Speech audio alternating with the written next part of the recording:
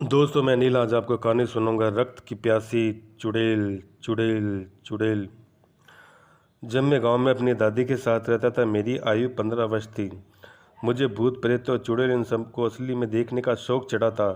चुड़ैल की कहानियां तो मैं बड़े मज़े से सुनता था और हमेशा बोलता था कि इतना मज़ा आएगा अगर किसी चुड़ैल से सच में मेरी मुलाकात हो जाए।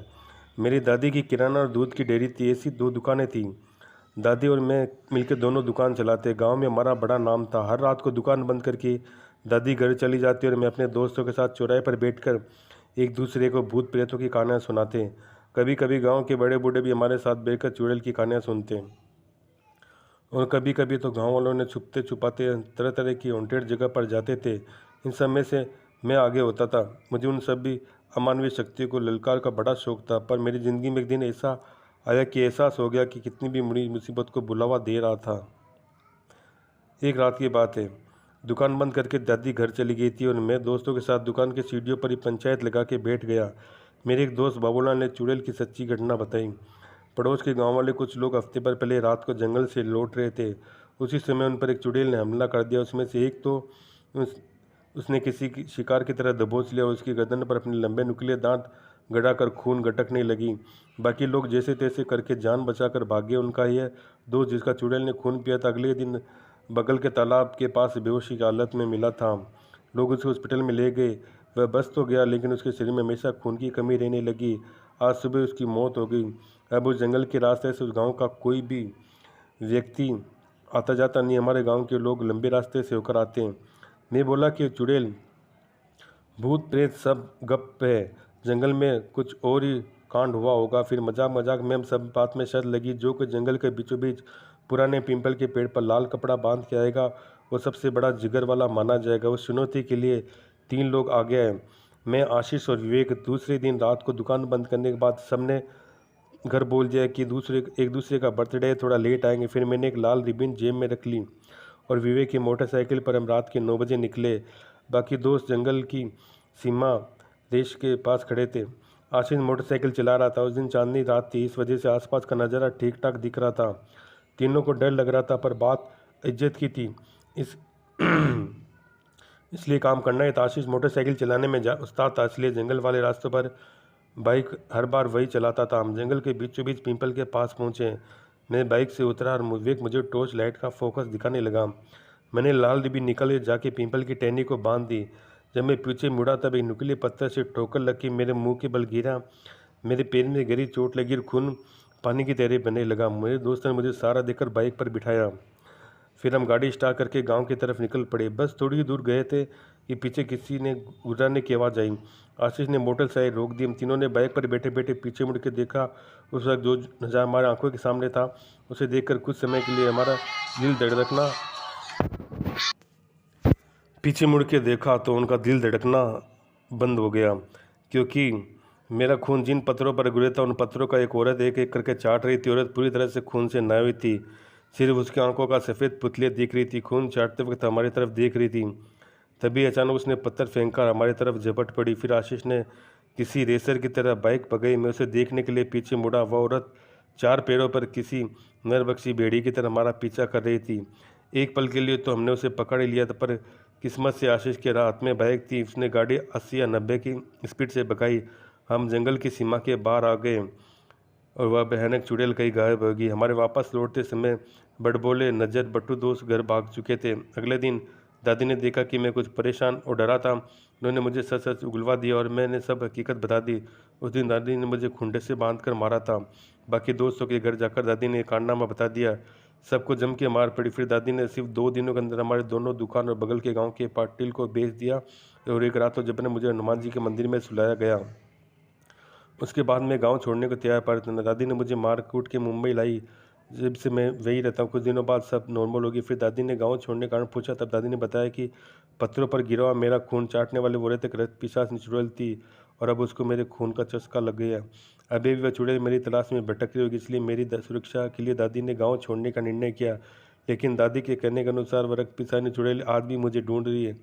आपको क्या लगता है, क्या मुझे यहाँ पर भी वह ढूंढ पाएगी या मुझे भी यहाँ पर भी होना चाहिए, यहाँ से भाग जाना चाहिए?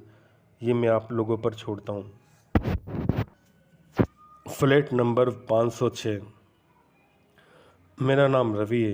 ये भूत की घटना है। उस वक्त ये जब मुझे मेरे दोस्त अमर को अहमदनगर एमआईडीसी में सिक्योरिटी गार्ड की जॉब मिली। फिर हम दोनों पुणे से अहमदनगर आ गए। नए शहर में नौकरी मिलने के बाद सबसे पहला बड़ा प्रश्न था रहने की जगह कहाँ होगी। किस्मत से कंपनी के मैनेजर पुणे से, इसलिए मैंने 2 दिन के लिए कंपनी में रहने की जगह दी। अगले इतवार हम एक रियल एस्टेट ब्रोकर से मिले। हमें एक पुरानी बिल्डिंग में फ्लैट किराए पर दिया जिसका नंबर था 506।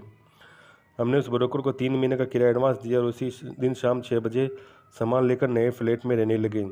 वहाँ पर सामान सेट करते वक्त रसोई में अमर को एक पुराना क्रिकेट बैट मिला। वह बैट मैंने रसोई की दीवार पर रख दिया। सामान सेट करने के बाद रात का खाना खाकर ठीक 10 बजे हम बिस्तर पर सोने चले गए। दूसरे दिन मेरी नाइट शिफ्ट थी। अमर की सुबह 6 बजे की थी, इसलिए मुझे 4 बजे उठकर टिफ़िन बनाना था। मैंने अमर से कहा कुछ भी करना पर टिफ़िन बनाते वक्त मेरी नींद नहीं टूटनी चाहिए, तुम टिफ़िन बनाकर जल्दी चले जाना। उसने हाँ में सिर हिला दिया। फिर वह ज़मीन पर, मैं खटिया पर सो गए। फ्लैट में एक जीरो बल्ब लगा था। रसोई घर में जाते वक्त लेट साइड में बाथरूम टॉयलेट था। हम ठीक रसोई के दरवाजे के सामने हॉल में सोए थे। रात को अचानक मुझे रसोई में किसी के कूदने की, बर्तन और डिब्बा खोलने की आवाज़ आने लगी। मैं नींद में बोला इतनी जल्दी कि सुबह हो गई, अभी तो सोए थे। फिर मैंने अमर को आवाज़ लगी, अमर अमर तो टिफ़िन बना रहा है क्या? आवाज़ थोड़ी कम कर भाई और मुझे सोने दे। इतना कहकर मैं फिर सो गया। उसके बाद फिर से उन्हीं आवाज़ों से मेरी आंखें फिर से खुली, पर मैं बिस्तर पर पड़ा। मेरी नज़र रसोई की तरफ तो गई तो जीरो बॉल की रोशनी धुंधला धुंधला दिख रहा था। मैंने देखा कि रसोई से बाहर निकलकर बाथरूम में घुस गया। मुझे लगा अमर ही होगा। उसी तरफ देखता रहा 20 मिनट, लेकिन वह बाहर नहीं आया। मुझे लगा शायद तैयार हो रहा होगा। फिर वह मुझे प्यास लगी। मैं खटिया के नीचे हमेशा पानी का लोटा रखता हूँ।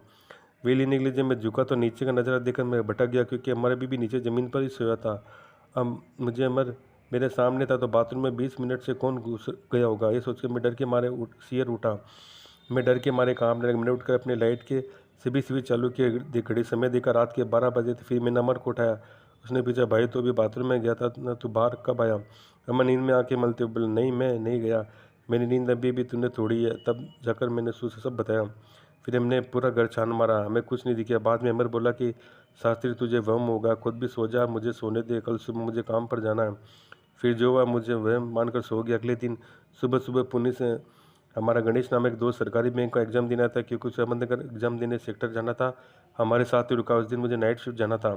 हम तीनों ने रात का खाना होटल में खाए से सो गए। वह ड्यूटी पर चले गए। जल्दी दोनों फ्लैट पर गए। अब मैं अगली सुबह घर लौटा। अमर और गणेश सामान बांध कर तैयार बैठे हुए, दोनों डरे हुए लग रहे थे। दोनों ने पूछा कि मैं सामान क्यों बांध रखा? अमर बोला शास्त्री तुझे कल रात वहम नहीं हुआ था, उस घर में सचमुच में भूत है। रात को 11 बजकर हम सीधा बिस्तर पर सोने चले गए। मैं खटिया पर सोया था, गणेश नीचे ज़मीन पर। रात को मुझे बर्तन और गैस के चालू होने की आवाज़ आने लगी। मैं रात में नींद की वजह से मैंने उस पर ध्यान नहीं दिया, सोता रहा। मुझे लगा गणेश रात को एग्जाम की तैयारी कर रहा होगा, नींद भगाने की कॉफ़ी बना रहा होगा। लेकिन कुछ समय बाद नींद में मुझे किसी के खींच के एक ज़बरदस्त कटाई आवाज़, नींद में गणेश के बाल नोचकर उसका सिर ज़मीन पर पटक दिया। हम दोनों अड़बड़ा के उठ गए। तब मैंने जीरो बल्ब की रोशनी में किसी बच्चे की काली आकृति दिखाई दी। वह बच्चा हंस रहा था। हमसे पूछा था क्या तुम दोनों मेरे साथ क्रिकेट खेलोगे? बोलो ना खेलोगे क्या? हम दोनों डर से कांप रहे थे, पर हम कुछ बोले या चिल्ले इससे पहले भूत हमारे सामान तेज़ी से रसोई घर में जाकर वह क्रिकेट का बैट लेकर आया। हमें मिला था। उसके बाद वो बाथरूम में घुस गया। देखो देखो अभी तक बाहर नहीं निकला। उसी डर से हम रात भर सोए नहीं। रात भर हमने हनुमान चालीसा का पाठ किया, सामान पे करके बैठे। ये सब सुनने के बाद हम रसोई में रखे हुए बर्तन और गैस वही छोड़ दिया और हॉल में जो सब सामान था वो सब लेकर कंपनी में चले गए। बाद में आसपास के पड़ोसी से पूछताछ की।